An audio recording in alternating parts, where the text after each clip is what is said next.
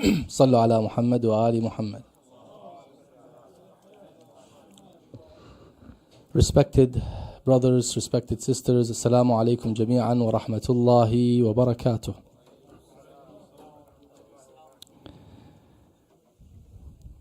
Hopefully it wasn't a rough Thanksgiving night for everyone. Hopefully you ate enough of the big chicken, right? Or turkey, maybe, let's call it turkey. Anyhow, inshallah everyone is well. I ask Allah subhanahu wa ta'ala to accept your a'mal and to grant us all the best of success, inshallah. In Ghurar al-Hikam, which is the collection of about 11,000 maxims attributed to the Commander of the Faithful, in this great book, as I've mentioned numerously, there are tons of wisdom that we can learn from and extract from. One of them is this maxim in which the Commander of the Faithful alayhi salam highlights one of the detrimental diseases of the soul. He says, Al-Hiqdu da'un dawi. He says, hatred is a deadly ailment. It's a deadly ailment. One of the diseases of the soul, diseases of the heart, if you like, is that of rancor. Hiqd is usually translated to hatred, sometimes translated to rancor, sometimes translated to abhorrent or detestability, many different translations. And when you look at the English translations, they talk about hiqd in terms of its level. Short-term hiqd versus long-term hiqd. That doesn't matter. What matters is that this is an ailment, whether it's short-term or long-term. Having a grudge towards another person, having hatred towards another person is an ailment in Islam. And it not only affects the person directly in their spiritual progress and well-being in life, it also impacts those who are around them. Because usually a person who is inflicted with hiqd, with hatred towards others, this usually reaches many people around them. And sometimes, unfortunately, it could be contagious. In this lecture, I want to highlight and explore 4 primary causes of hiqd. Now, there are many causes, as you all know. But I want us to understand these 4 primary causes that lead a person to develop this very negative emotion so that we can try to eliminate hiqd by eliminating its root causes. The first of the root causes is envy. Envy. The Commander of the Faithful, Ali ibn Abi Talib alayhi salam,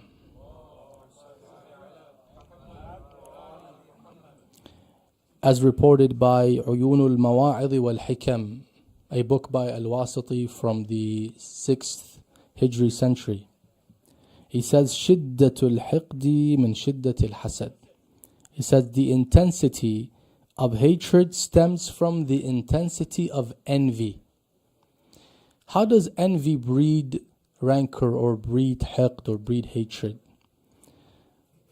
Envy usually stems from the feeling of pride or being egocentric. When a person feels that they are entitled to all that which is good, they're entitled to success, they're entitled to achievements, all kinds of achievement, in that anytime others succeed or make an achievement while they haven't made that same achievement, they find that dhulm in their case. Why? Because they feel that this achievement was not supposed to go to anyone other than they. Now think about Iblis for a second. When he saw that Adam was chosen as the Khalifa, what happened to him? His pride kicked in and he became very envious, and this envy led to what? To despising, to animosity. He harbored animosity towards Adam alayhi salam. Inna shaytana lakum adu fattakhiduhu aduwa. He's indeed your enemy, so take him as an enemy. So the first reason is envy. When a person feels envious of another person, usually that would breed the feeling of hiqd. Why? Because they deceive themselves in thinking that I have been wronged. Who wronged you? Who inflicted dhulm upon you? He said, this person made an achievement. I was supposed to make the achievement.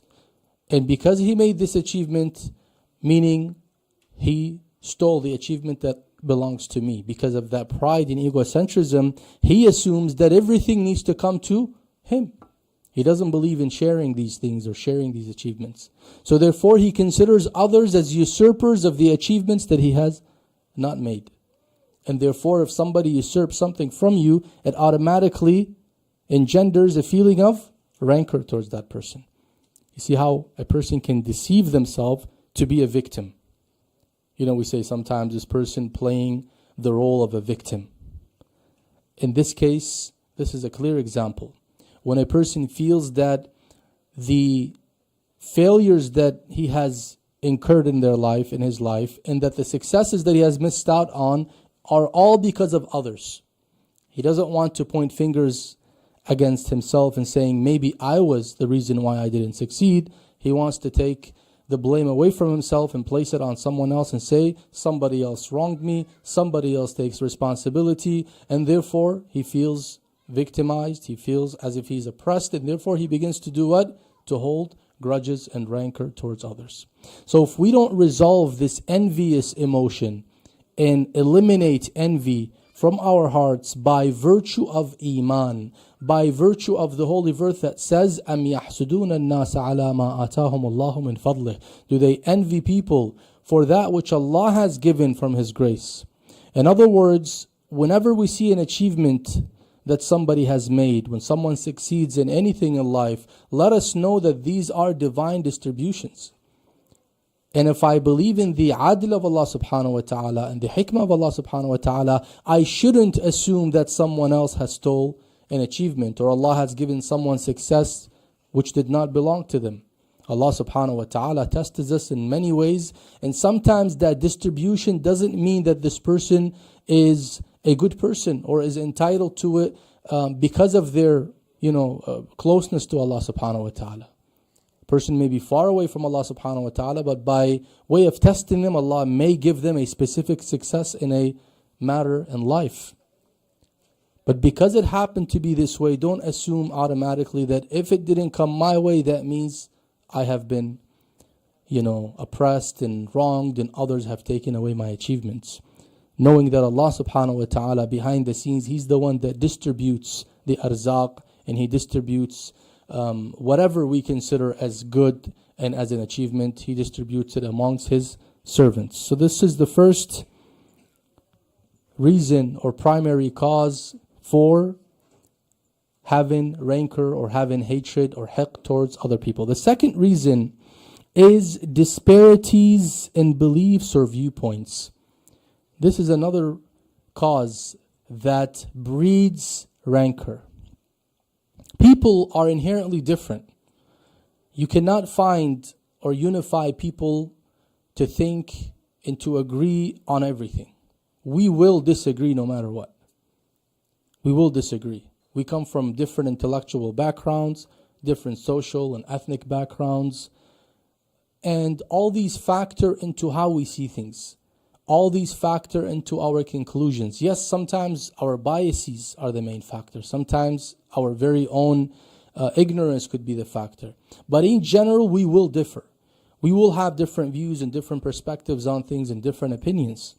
What ends up happening is when our differences are not managed with wisdom and they are not addressed through constructive dialogue, what ends up happening is we begin to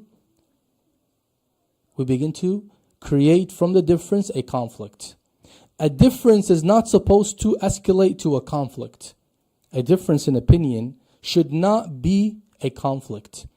We have to manage that difference and deal with it in such a way that it doesn't escalate to a conflict. If I have a conviction that what I believe in is right, and you have a conviction that what you believe in is right, and it's opposite of what I believe, all we can do is try to convince one another through positive and constructive dialogue. Beyond that, if you're not convinced and I'm not convinced, there should be no escalation to conflict and should not lead to rancor and hiqd. I should not hate you because you didn't agree with me. And you should not hate me because I didn't agree with you.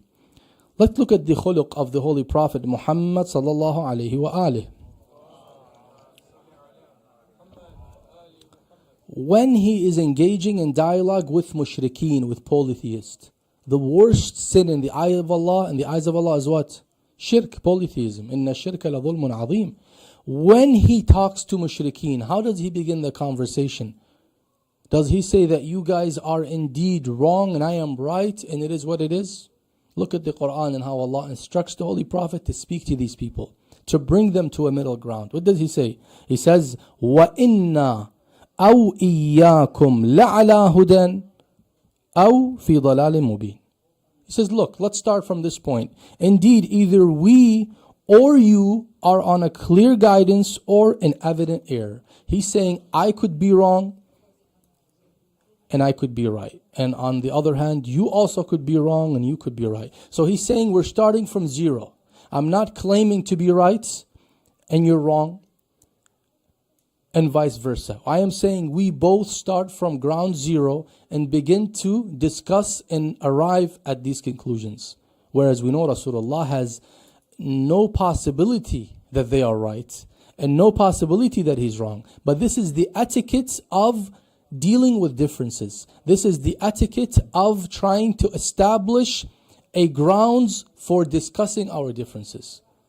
Even at the level of tawheed and shirk, when you say, you know what, there's no room for discussion here. It's either tawheed or shirk. But even that, you find Rasulullah, he addresses these situations or these issues in a way that is very, very civilized and that is very constructive. Now, the other party may not, react positively, but at least Rasulullah is doing his part. وَإِنَّا أَوْ إِيَّاكُمْ لَعَلَى هُدًى أَوْ فِي ضَلَالٍ مُبِينٍ, chapter 34, verse 24. So the second reason, the second main reason behind why grudges and rancor is developed towards other people is what? Differences. We find this even within our own communities. Sometimes we differ on not our values, not on our beliefs. No, we're alhamdulillah in agreement on all that. But we may differ on how to do things. Even to that extent. If I believe we should have a gathering such that we face this way, and you say, no, we should face that way, that's okay. We can differ on this. But that difference should not lead to conflict. Because as soon as we allow it to escalate to conflict, what would happen? Conflict automatically breeds hatred. Then I start having ill feelings towards you, especially if it didn't go my way. And if it goes your way, I would have these ill feelings towards you, and vice versa. If it goes, my way, you would have these ill feelings towards me. That is very dangerous. That is why dealing with differences is important. We will not agree on everything, especially things that are not set in stone. Whether we look this way or that way, whether we would have, the seating be this way or in another way, these things are subjective. Yes, when it comes to values, when it comes to the religious parameters of what is lawful and what is unlawful, at that point we can't compromise. If you have to hate me for not compromising, I'm sorry. But I can't do something haram to please you. But if it's something that we can compromise, start a little bit later, start a little bit earlier, change this microphone from yellow to orange, to blue, to purple. These things are normal. We will differ on these things. In fact, at home, those who are married, those who have families, know that they don't always agree, spouses agree on, everything that goes on in the house in terms of decoration, in terms of, how they prepare their food or what movie they watch. These things are, again, subjective. We're human beings and we are inherently different when it comes to our adwaq. Had it not been for having different tastes on different things, markets would not be still running, right? If we all like the same thing, we wouldn't find variety. The variety comes from the difference that is inherent in us. So this is the second cause. When we don't deal with differences in a wise manner, they would breed rancor. They would breed hiqd or hatred. The third is su'ul dhann. And this is a big one. Having bad assumptions about others. usually negative assumptions about other people usually leads to misunderstandings. And misunderstandings usually escalate to conflict. I thought that's what he meant when he said this to me. I thought negative. He said something, it could have been positively intended or negatively intended. I am not supposed to assume the worst. I'm supposed to assume the best from my brothers and my sisters in Iman.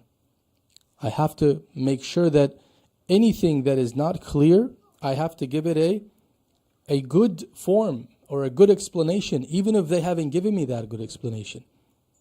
That is their right upon me as mu'mineen and mu'minat. That if something they do or say sounds like it could be good or could be bad, sounds like it could be, it could stem from a negative motive or a positive motive, I always have to assume the best. Even if my heart tells me otherwise. Sometimes we are caught with this, well, my heart tells me otherwise. Number one, your heart is not the heart of Amir al-Mu'mineen alayhi salam. It's not the clear heart that sees haqq and batil so clear. Our hearts are tainted by our biases, they're tainted by ego, they're tainted by so many things. Don't assume because my heart says so, that means it's... Otherwise, we wouldn't need Sharia anymore because we follow what our heart says. We have to keep that in mind. So when there is a negative assumption about another believer, that will automatically escalate to conflict and will automatically breed rancor. When I assume that others don't like me, what does that do? I will automatically start not liking them. But in reality, others don't hate me. They probably love me, but I assume they don't like me. Well, because they haven't spoken to me in 2 weeks, they haven't sent me a message. Well, there are many reasons why they haven't sent you a message. Maybe they've been busy, maybe they have other issues, maybe they're just overwhelmed by something else. Why do you assume that, well, because they didn't ask about me for the past month or so, they don't like me? Why assume that? Ahsantum, jazakumullah khair. Why assume that? Assume the best out of them, especially when it comes to our relatives, especially when it comes to our community members. Well, I know this person very well. Look, Islam says even if you know them very well, try to assume the best out of them. Try to remove the negative thoughts that you have from them. Well, I had bad experiences with them in the past. Still, maybe they've changed.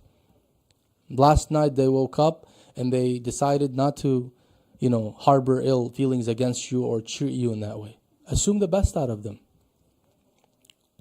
The fourth, and before I go to the fourth, let me mention a hadith also from Uyun al-Akhbar, Uyun al-Mawa'id by al-Wasati. He says that the Commander of the Faithful alayhi salam had said, whoever harbors ill thoughts will assume betrayal even from those who are trustworthy. When I start to have this negative assumption about people, I'll start to accuse people of betrayal when they are actually trustworthy. That is why su'ul dhan sometimes leads to what? Making wrong judgments, and also it can lead to backbiting. Assuming that this person has a negative trait or does something that is wrong when they haven't done anything haram. But I am accusing them due to my dhan. That's why the Quran in Surah Al-Hujurat says, وَاجْتَنِبُوا كَثِيرًا مِنَ الظَّنِّ إِنَّ بَعْضَ الظَّنِّ إِثْمٍ. Stay away from most of dhan or many of dhan. For some of that dhan is ithm. Some of it could lead to sin. Why? Because it will lead you to do what? To do tajassus. You'll start spying to confirm your dhan. وَلَا تَجَسَّسُوا وَلَا يَغْتَبْ بَعْضُكُمْ بَعْضًا. And I spy, then I start to accuse the other person or start to find out some of their faults and start sharing it with other people. From the start, close the door. Just remove these negative thoughts. It's not easy, by the way. Shaitan is there. Our nafs is always going to, generate all kinds of bad thoughts, especially with the help of satanic whispers. The idea is, do not let these thoughts settle. You're not immune from having the thoughts enter into your mind, but don't let them settle. Don't let them settle. As soon as they come, say, no, there's no way. There's no way. I can't take this thought. This is a brother of mine, a sister of mine. They're from the community. They are mu'mineen. There's no way they would have this wrong feeling or bad or ill feelings about me. There's no way that that was their intent behind what they did or what they have done towards me. Fourth, and I'm going to conclude with the fourth one. Fourth reason or cause for the ailment of hatred or rancor is what? Is generalizing negative experiences. If I had a negative encounter with someone somewhere in my life, I cannot make a very generalized judgment against everyone who has some type of commonality with that person. If a woman, for example, has a bad experience in her marriage, she cannot come and say, I hate all men. I hate all men. They're all the same. That is generalizing and harboring rancor against an entire people because of a negative experience. If I had an encounter or a bad experience with a person from a specific ethnic background, I can't accuse the entire community who belongs to that ethnic background of being bad people. I hate X type of people. I hate Y type of people. Why? Why do you hate the people? Oh, one of them one day did something wrong to me. That generalizing is very dangerous and it leads to dhulm most of the time. Allah subhanahu wa ta'ala tells us, وَلَا تَكْسِبُوا كُلُّ نَفْسٍ إِلَّا عَلَيْهَا وَلَا تَزِرُ وَازِرَةٌ وِزْرَ أُخْرَى. And every soul earns not blame except against itself, and no bearer of burdens will bear the burdens of another. I can't take responsibility for what my own brother or my own son or my own daughter or sister or mother or father or whatever has done. I can't take responsibility for that. Just because we share something, we are from the same faith, from the same school of thought, from the same ethnic background, from the same country of citizenship, that doesn't mean that when someone of us does something wrong, we all have to pay the price. We saw how the stereotype post-September 11th did to us and did to many Muslims because of a few very evil people who have hijacked Islam and don't even belong to Islam, that have done something really, really bad and really, heinous. Many people, unfortunately, were under the impression that all Muslims are the same. Islamophobia began from that point. You see how generalizing can lead to these very, very detrimental consequences. Allah subhanahu wa ta'ala teaches us in the Quran and through the Ahl-Bayt alayhim salam to never generalize. Because as soon as you generalize, you have done dhulm to someone. Not everyone's the same. Not everyone's the same. I ask Allah subhanahu wa ta'ala to grant us the tawfiq to allow our hearts to cultivate the true wisdom that the Quran teaches and the Ahl-Bayt alayhim salam, so that we can reach a point where our hearts are free of vices and free of ill feelings and sins. Walhamdulillahi Rabbil Alameen. Wa sallallahu ala Sayyidina Muhammadin wa ala alihi at-tayyibin at-tahirin.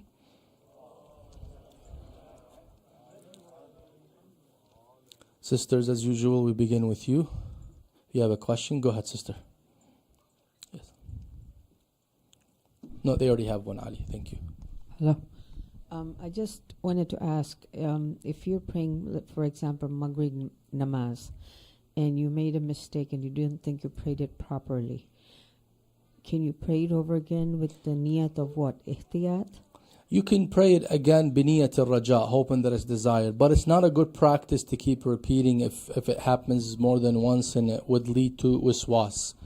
And when you say that you think something went wrong, consider it right, because you don't know specifically what went wrong to see if it is something that would invalidate salah or something that doesn't invalidate salah. So having that general understanding that maybe something was wrong is okay. You can dismiss that shak, that doubt, and consider your salah to be valid. Because what happens is, when you repeat the salah, shaitan is standing there and he's saying, oh, okay, that's a good way to make your life difficult. So you're going to start to inspire you or infuse in your mind another kind of bad thought, that, oh, what if I did the second one wrong?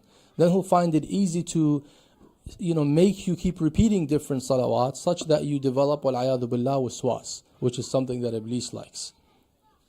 But what niyat would you do it? If you had to repeat it for some reason, it would be biniyat al-raja, with the hope that it's desired by Allah subhanahu wa ta'ala. Okay, thank you. You're welcome, ahsantum. Brothers, anything on your side before I go back to the sisters? Ali Walji has the microphone, so whoever has a question. It's not a weapon, it's a microphone. Don't be afraid. I know Ali's intimidating. Okay? No questions on your side? No? Sisters, anything on your side? Yes? Somebody has a question and I'll come back to the sisters inshallah. Assalamu alaikum. Alaikum assalam wa rahmatullah. So like we're told to like stay silent when it's like adhan time. Let's say like I play in the car when it's not like prayer time. Are we like recommended to stay silent during that time too? So it's not, wajib to remain silent. It's just an etiquette and adab out of respect. When the adhan is being recited, the real adhan, not the recorded adhan, the real adhan. Let's say you're in a mosque and the adhan is recited, it's recommended to listen to it. But if you're in the car and there's a phone that started going off and saying adhan happened, you're not really obligated, or there is no specific etiquette that you have to stop talking and listen to it. It's a good thing to do, but it's not necessary as it is when you are inside a house or a mosque where someone's reciting real live adhan. Ahsanti. Yes, Sayyidina, go ahead. Sayyidina, there is a certain type of stereotype, I guess. Like in America, we have the Minnesota nice. To the South, we have the, whatever. We also have that in our culture, and I'm sure there's, in every country, they have, the North and the South. There's certain people. The superiority, mindset, where we are better than them and they think they're better than us. We make jokes about them, they make jokes about us. Right. Yeah. Now, I've realized, there's some type of truth in some of these as well. Like, like people from Medina, they're a little, snazzy, or people from Waizara, they're, they're a bit of whatever. Like if we take it to a different country, there's some type of truth to that. I just wanted the problem is when we take that truth that is true in the case of part of that community and generalize it, that's when it becomes a problem. It may be true, for example, that part of that community, or maybe a significant part of that community, has that trait. It still doesn't give us the right to generalize and say the entire community has it. Mainly, the discussion is not the cultural behaviors or customs per se, or some of the lifestyles. It is actually the value system that we're talking about here. So for example, it's not a sin if, for example, in a specific culture they talk fast. And it's not a bad trait either. It's something unique about them. Or if a specific culture, they love spicy food. You know who I mean, right? Yeah, they love spicy food, right? Well, that's not something that we can say bad. Now, someone can probably use that against them and maybe make jokes about spicy food, but it's not something that is, it doesn't justify, number one, generalization. But even if you do generalize and say, well, this community likes that spicy food, it's not something bad anyways. It's a taste that they have that is different than your taste. Or you say that community, for example, likes to eat a lot, or likes to practice certain things in a different way. That is not a ill quality. This is subjective from the perspective of different cultures. This culture likes their food and finds the food of other cultures not as appealing as theirs. Others think the same thing about the other culture. These things are okay. These differences are fine. So when I say, for instance, that community is known to be like this or like that, that is not generalizing in a bad way. That is fine. But if I said, for example, this community is known to be very angry, and when they lose it, they start saying all kinds of bad things, then now I'm attributing to them vice, and I'm attributing to them sin. That kind of generalization is a problem. When it amounts to a defect, a flaw, there's a difference between a flaw and a difference in customs and a difference in taste. A difference in taste is not a flaw, it's not a aib. It's okay. The Arabs during the time of Rasulullah, they ate camels, right? They like camels, they eat camels. Well, other communities find that disgusting. They don't eat camels. You can't come back and say, oh, these people are disgusting. No. These have their taste, these people have their taste, those people have their taste. That's fine. But when you say, for example, all Arabs are, you give them a label, a bad label. all non-Arabs, you give them a bad label. That's when it becomes haram, it becomes generalizing, especially if it's based on a few of that community that has this bad label. Because no one by nature has a bad vice. Bad vices come with choice. When a person engages in wrong practices, they practice them out of choice. You're not forced to practice them. Hence, we can't imagine that an entire community shares the same exact bad practice. And we know when there was at one point a community that shared that bad practice, what did Allah do to them? He destroyed the entire community. But most communities don't all agree on a bad practice. Even if 99% of the community, let's say, had this bad practice, but 1% didn't, I still can't generalize. I'll say most, but I still can't generalize. Ahsant. Yes, Abdul Fiqar. Alaykum as-salam wa rahmatullah.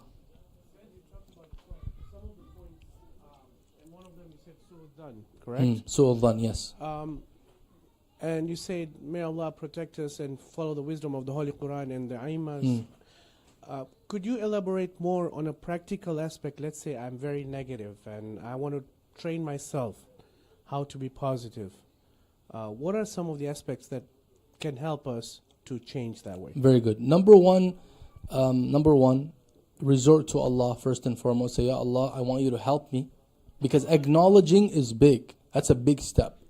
Many people don't acknowledge, and the problem is when I don't acknowledge that I have a sickness, I'm never going to cure it. So acknowledging that I have something like this that I need to fix is a huge step in the process. Halfway. Then the second half is now trying to change the thought from negative to positive. It's not like switching the light off or on. It's not that easy. But it requires what we call talqeen, reflection, inculcating. So for instance, if a bad idea comes to mind today that X certain person, what he did today, he did it because he wanted to put me down. Right? That's the thought that came to mind. I have to now sit for a few minutes to reflect on that person's positivities, imagine some positivities for them, and imagine how good they are to me, and make myself believe that this person actually cares about me so much that they would never have such an idea about me. Now what I'm doing is I'm twisting that whole thought process such that now I start to like the person. And in fact, next salah, which is let's say Salatul al-Isha or Fajr or whatever, I make it a point, I will make dua for that person. What ends up happening is now you're training your heart to like that person. You're training your heart to think that has good feelings towards you. And at that point, you would eliminate these negative suspicions and say these suspicions indeed come from shaitan, they're not true. So this really requires a strong willpower and change in the thought process. Yes, Brother Fiqar. Experience. Mm-hmm. And it was a reality, for example. How would you train yourself to say, you know what, he's a brother, he's a mu'min, let me, let it go. How do I train myself and remove So it? even if you had the bad experience with this person and you assume that, okay, this person actually does mean this, right? You have enough evidence that they are what you think they are. At this point, you're going to say, okay, first of all, they're not a ma'soom, they're a human being. They have a right upon me as a brother. I will forgive them for what they have done. That's number one.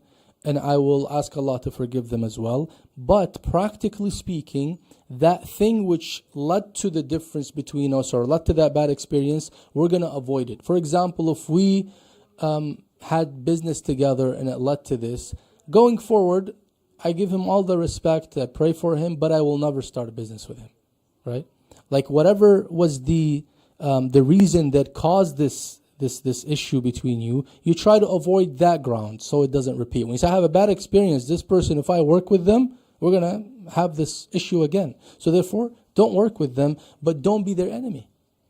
We have to separate between animosity and between choosing to work with this person or not work with that person.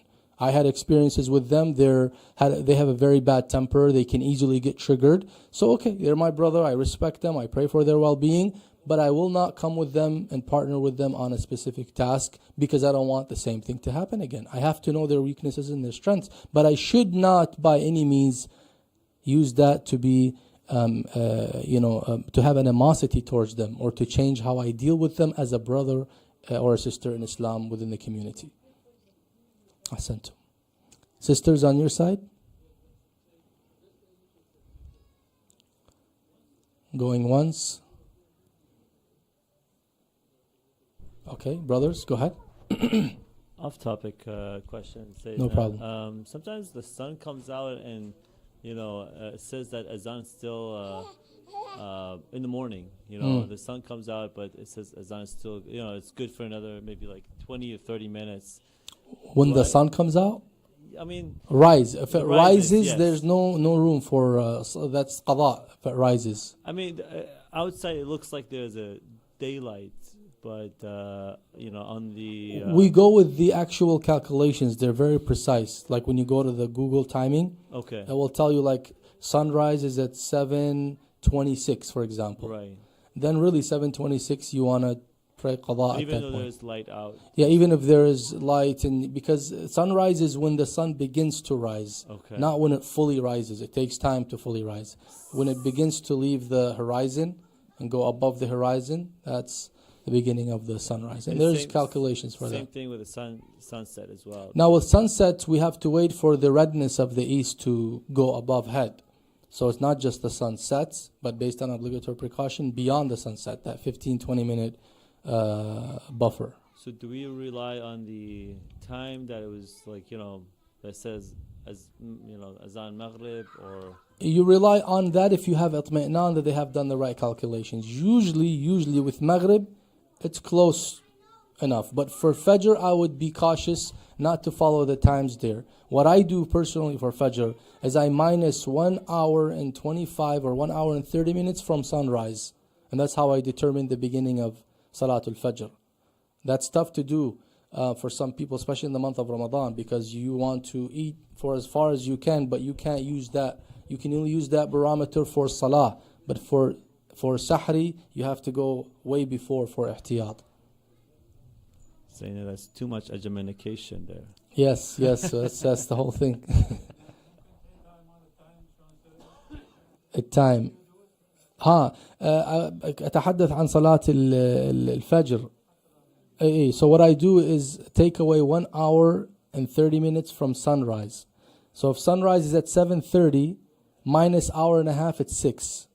So then I consider 6 o'clock. I'm more content. This is the time of Fajr. The paper may say 5:54, but I still wait until 6 to be on the safe side. But in the month of Ramadan, for suhoor purposes, you can't use that for suhoor. You continue eating. No, if the paper says, for example, 5:30, you have to stop eating. You can't say, well, say it says hour and a half, I'll wait until 6, continue eating till 6. No. You can use that for salah, but not for imsak. Imsak, you want to do less to be on the safe side.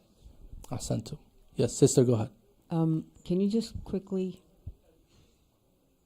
say what is the fazilat of all the namazes? Fazilat time? Fadila, yeah. So Fadilatul Maghrib is all the way until when the redness that is on the east side now moves to the west. No, I mean from the time Maghrib starts. Yeah. What is the fazilat? Yeah, so this is varies according to the season. So sometimes it's 55 minutes, sometimes it's an hour. Yes, from Fadilatul Maghrib to beginning of Fadilatul Isha. As far as Dhuhr and Asr, that's hard to say. They vary. But the apps, the Sunni apps may help us with that. They vary because the season of the winter is different than the season of the summer because the days are longer or shorter. So that varies. But for example, in some cases, you might be 2 hours after Dhuhr or 3 hours after Dhuhr, the Fadila of Asr begins.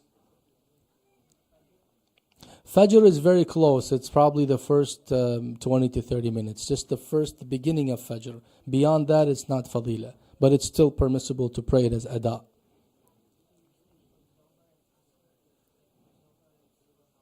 Sometimes 3 hours, depending on the season. So you just want to download an app that has the 5 times, and it gives you an estimate of the Fadila of Asr and the Fadila of Isha. Ahsantu. Because the fadila of the following prayer ends at the fadila of the previous prayer ends at the beginning of the fadila of the new prayer. So if let's say it says Dhuhr is at 12:30 and Asr is at 3, that means you have from 12:30 to 3, that's all fadila time. However, Even fadila has degrees. Always the closer to the beginning is better than the later.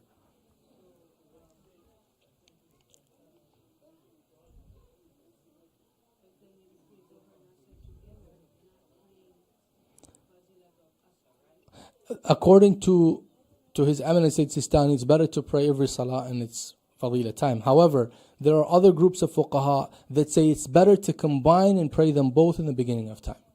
So this is controversial in terms of what is better.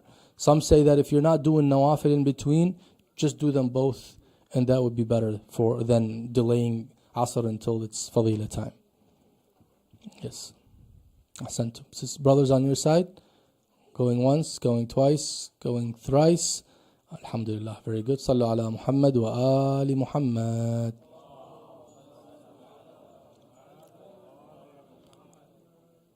Who's reciting Dua Kumail today, inshallah? Sayyidina, you are? Ya Allah. Sayyid Tawassuli. Welcome Sayyid Tawassuli with a loud salawat.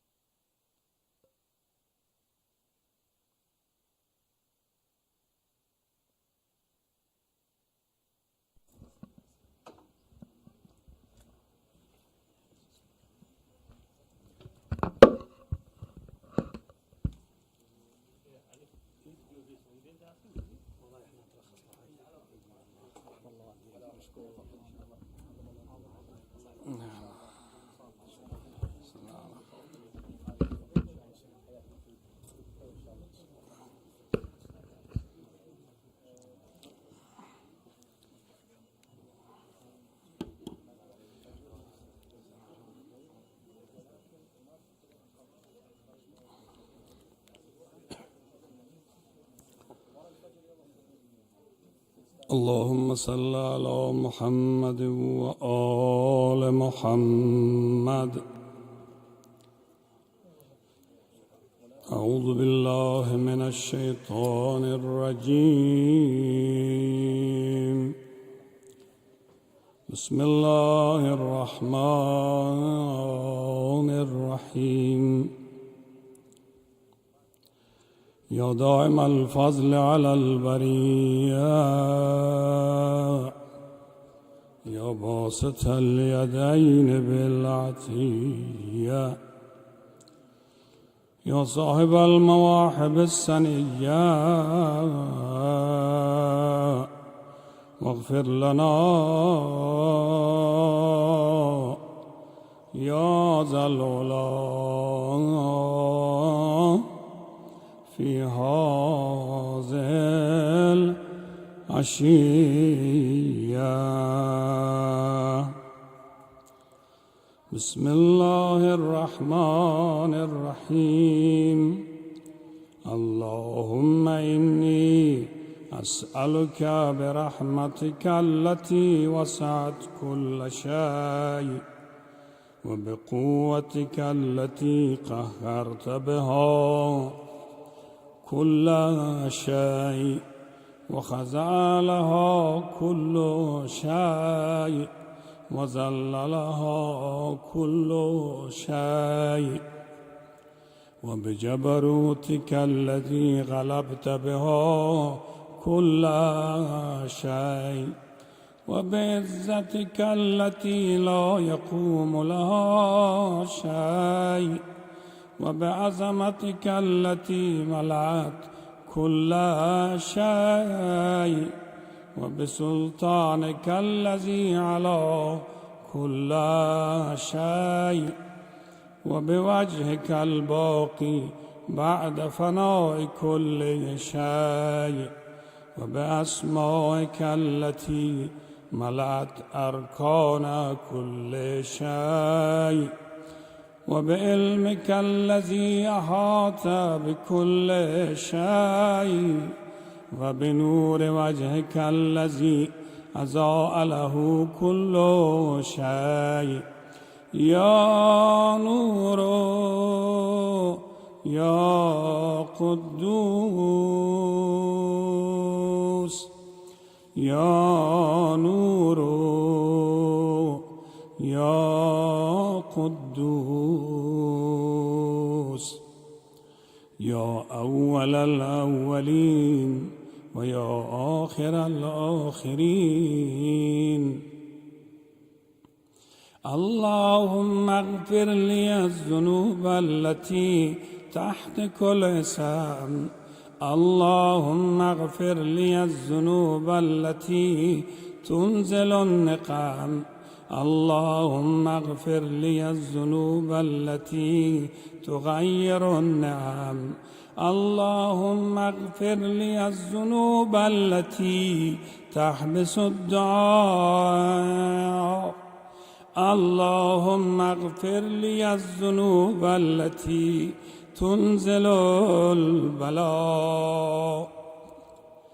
اللهم اغفر لي كل ذنب أذنبته وكل خطيئة أخطأتها. اللهم إني أتقرب إليك بذكرك وأستشفع بك إلى نفسك، وأسألك بجودك أن تدريني من قربك، وأن توزعني شكرك، وأن تلهمني ذكرك.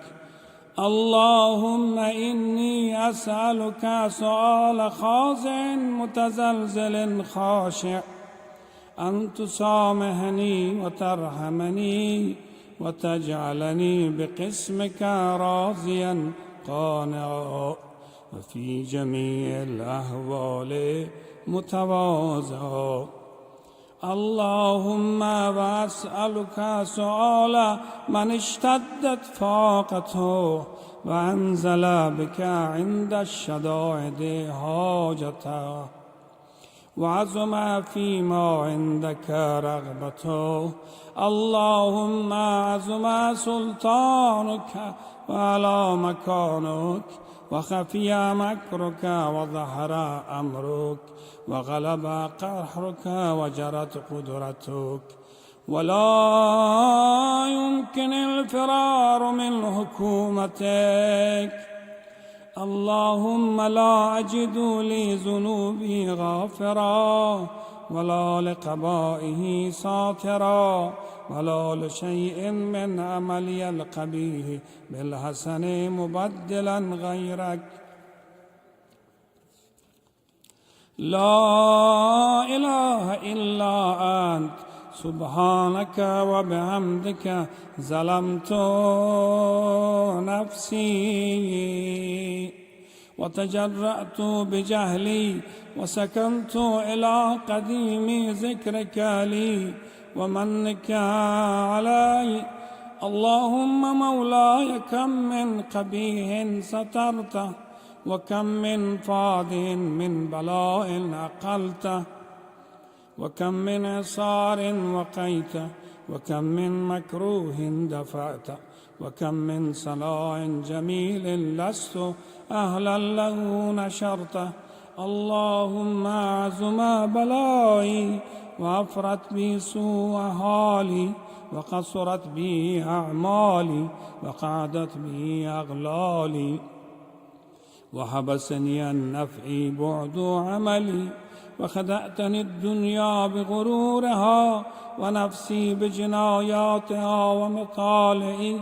يا سيدي فأسألك بعزتك أن لا يحجب عنك دعائي سوء عملي وفعالي، ولا تفزحني بخفية مطلعت علي من سري، ولا تعجلني بالعقوبة على ما عملته في خلواتي من سوء فعلي وعصاعتي ودوام تفريطي وجهالتي وكثرة شهواتي وغفلتي. وكن اللهم بعزتك لي في كل أحوال رؤوفا وعلي في جميع الأمور عطوفا. إلهي وربي من لي غيرك، أسأل كشف ضري والنظر في أمري. إلهي ومولاي أجريت علي حكما اتبعت في هوى نفسي ولم أحترس فيه من تزيين عدوي فغرني بما أهوى وأسأده على ذلك القضاء فتجاوزت بما جرى وعلي من ذلك بعض حدودك وخالفت بعض أوامرك فلك الحمد علي في جميع ذلك ولا حجة لي فيما جرى علي فيه قضاءك وألزمني حكمك وبلاك وقد أتيتك يا إلهي بعد تقصيري وإسرافي على نفسي معتذرا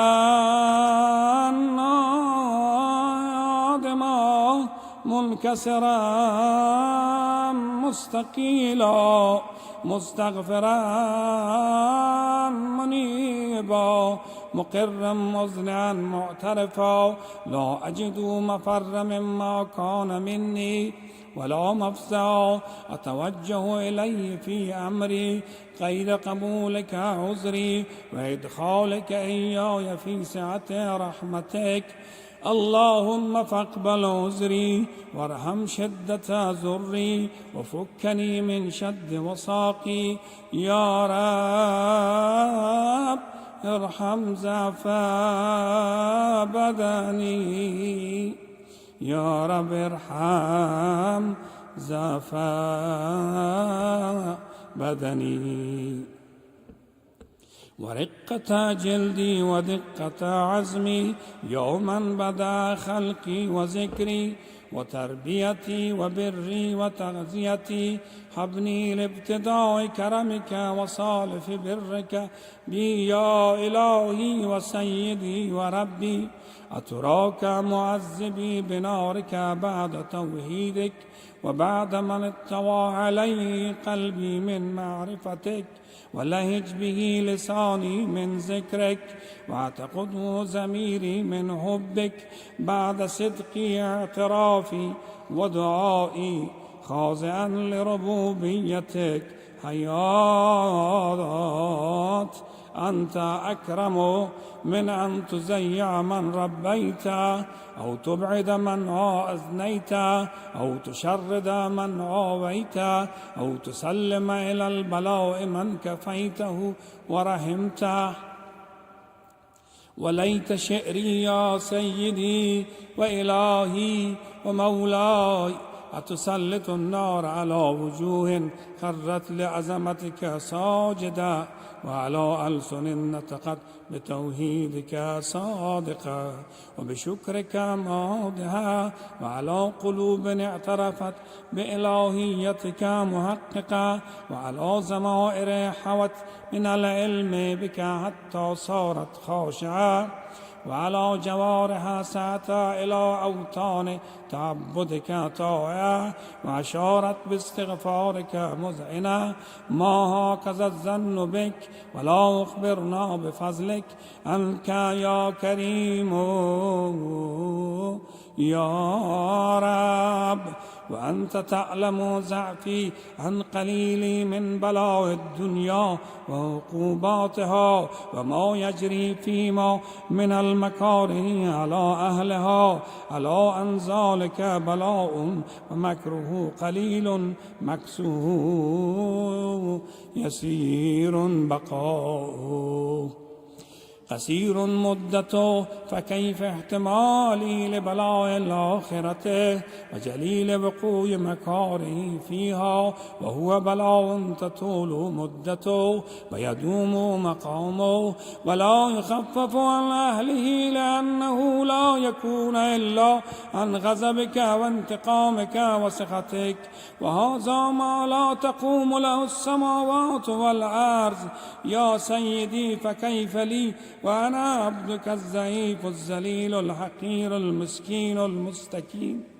يا إلهي وربي وسيدي ومولاي، لأي الأمور إليك أشكو، ولما منها أزج وأبكي، لأليم العذاب وشدته أم لطول البلاء ومدته؟ فلئن سيرتني للعقوبات مع أعدائك، وجمعت بيني وبين أهل بلائك، وفرقت بيني وبين أحبائك وأوليائك، فهبني يا إلهي وسيدي ومولاي وربي. صبرت على عذابك، فكيف أصبر على فراقك؟ وهبني صبرت على هر نارك، فكيف أصبر عن النظر إلى كرامتك؟ أم كيف أسكن في ناري ورجائي عفوك؟ فبعزتك يا سيدي ومولاي أقسم صادقا، ولئن تركتني ناطقا لأزجن إليك بين أهلها زجيج العاملين، ولا صرخن إليك صراخ المستصرخين، ولأبكين عليك بكاء الفاقدين، ولأنادينك أين كنت يا ولي المؤمنين؟ يا غاية آمال العارفين، يا غياث المستغيثين، يا غياث المستغيثين.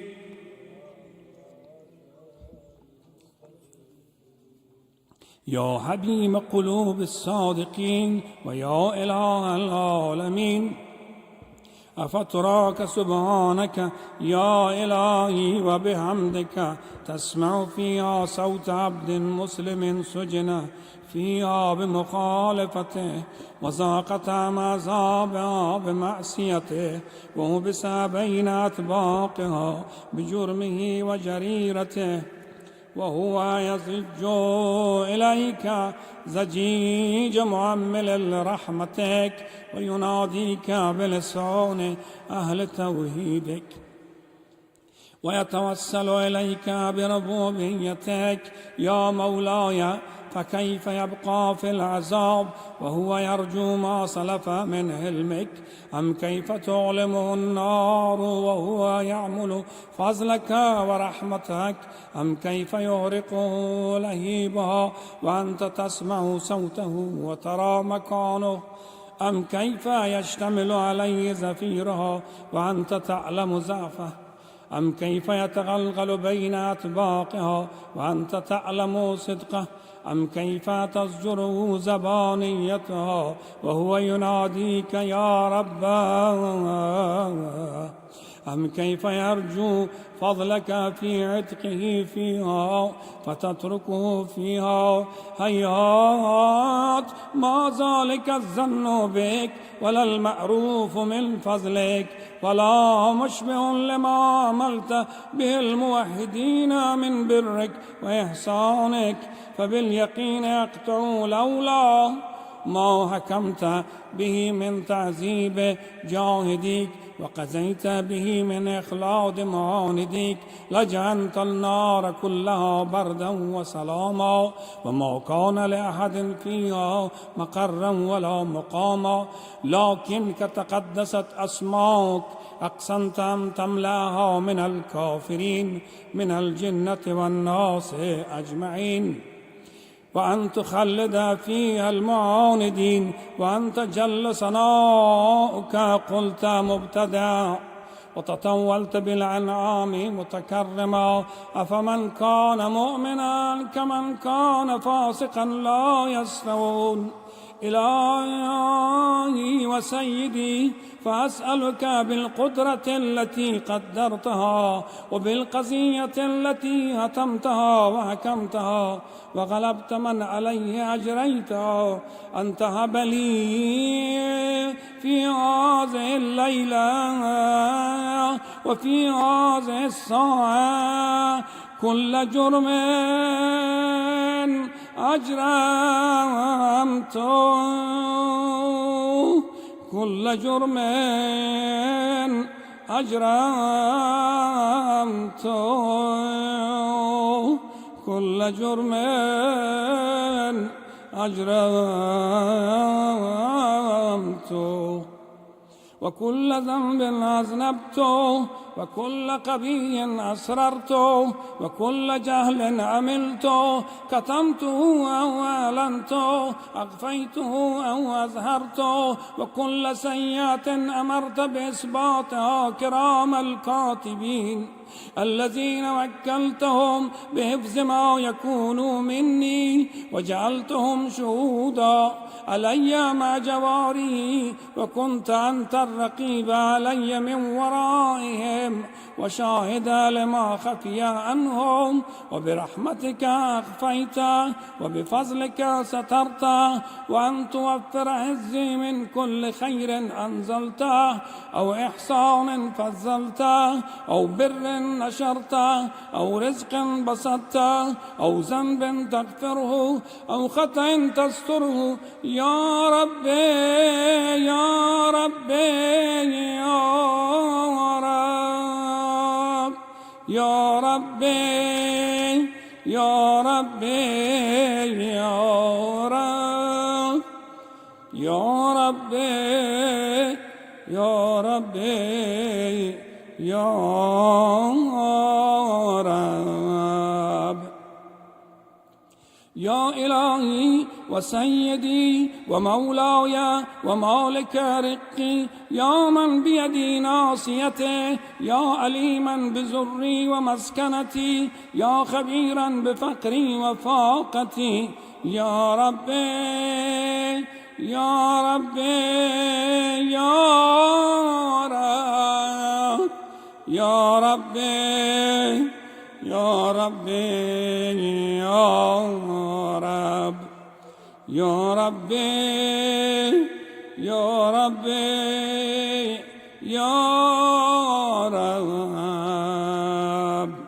أسألك بحقك وقدسك وأعظم صفاتك وأسمائك أن تجعل أوقاتي من الليل والنهار بذكرك معمورا وبخدمتك موصولا وأعمالي عندك مقبولا حتى تكون أعمالي وأورادي كلها وردا واحدا وحالي في خدمتك سرمدا يا سيدي يا من عليه معولي يا من إلي شكوت أهوالي يا ربي يا ربي يا رب يا ربي يا ربي يا رب يا ربي يا ربي يا رب قو على خدمتك جواره واشدد على العزيمة جوانه وهب لي الجد في خشيتك ودوام في اتصال بخدمتك حتى أسرح إليك في ميادين السابقين وأسرع إليك في البارزين وأشتاق إلى قربك في المشتاقين وأدنو منك دنو المخلصين وأخافك مخافة الموقنين واجتمع في جوارك مع المؤمنين اللهم من أرادني بسوء فأريت ومن كادني فكيت واجعل لي من أحسن عبيدك نصيبا عندك وأقربهم منزلة منك وأخصهم زلفة لديك فإنه لا ينال ذلك إلا بفضلك وجد لي بجودك واطف علي بمجدك واحفظني برحمتك واجعل لساني بذكرك لهجا وقلبي بحبك متيما ومن علي بحسن إجابتك وأقلني عسرتي واغفر ذلتي واغفر ذلتي، فإنك قضيت على عبادك بعبادتك وأمرتهم بدعائك وزمنت لهم الإجابة، فإليك يا ربي نسبت وجهي وإليك يا ربي مددت يدي، فبعزتك استجب لي دعائي وبلغني مناي، ولا تقطع من فضلك رجائي، واكفني شر الجن والإنس من أعدائي. يا سريع الرضا، يا سريع الرضا، يا سريع الرضا، اغفر لمن لا يملك إلا الدعاء، فإنك فعال لما تشاء. يا من اسمه دواء وذكره شفاء، يا من اسمه دواء وذكره شفاء، يا من اسمه دواء وذكره شفاء، وطاعته غنى.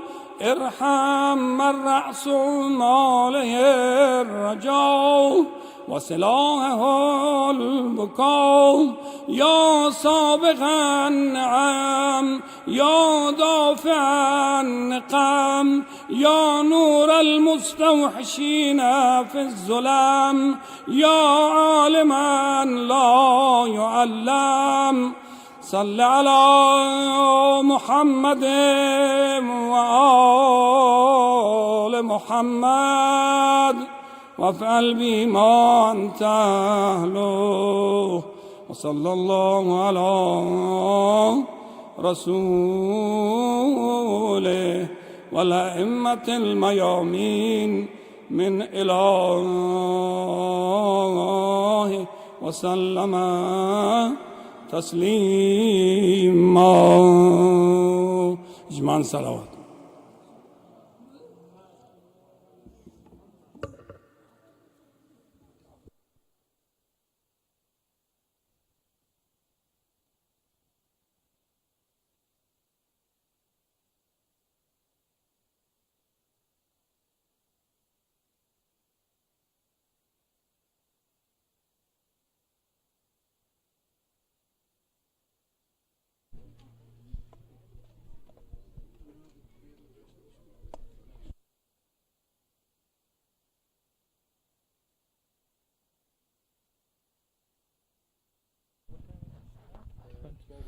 صل على محمد وآل محمد.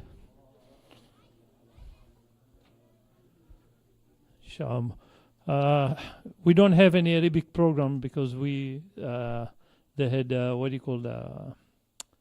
Fatiha Majlis, and the Iraqi, they were here at 5 o'clock, so it's all done inshallah.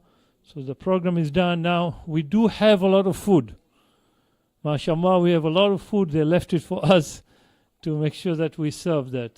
Somebody there to help us to the food. Kumail, can you help us? There's a lot of food there. If you can take some home, or if you can eat here, that's fine too. But if you like, take it home. There's a lot of food. They made it for everybody, inshallah. So on the ladies' side also, make sure we get the food for you, and if you can take home whatever is not getting used. Thank you.